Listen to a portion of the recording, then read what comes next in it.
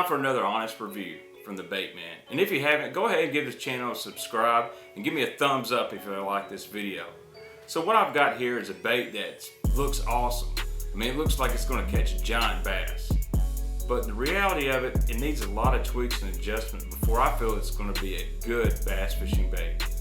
What I've got is the new Savage Gear 3D Suicide Duck. If you're asking yourself, can this duck pull a truck? Nobody has ever seen a duck pull a truck. Whoever get us are going to win. Simple as that. It looks really cool. I mean, it's got an awesome lifelike finish. And it's got two tails here that are kind of like a whopper plopper. So you're going to have two counter-rotating tails on it to mimic a duck swimming, but here's where it has some faults. Here's my issue with this bait. It looks really cool as far as the looks, but look at these hooks. You got one on the back, you got one on the belly. You've got 2 feet here that work kind of like the whopper plopper does to give it that duck swimming action. But say you do have a bass that bites this thing, he's got to be able to unhinge this hook. And it's a pain in the butt for this thing to, my feathers are even falling off already. Hard for it to deploy, and you got one on the belly, and this one on the back is just, golly, it's a pain. Oh, there we go. Dude, that's tough. Now, do you think a bass is going to be able to do that? Maybe a muskie. But see these metal holders right here? You got one on the back, you got one on the underside.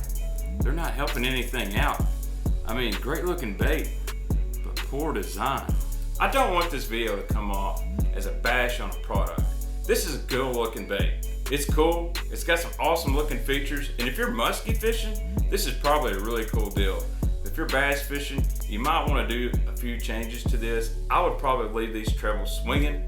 That's just me. But if Savage Gear is watching this video, I think to make this bait really cool, modify it a little bit for bass fishermen, give them some magnetic inserts so these trebles stick and they come off really easy.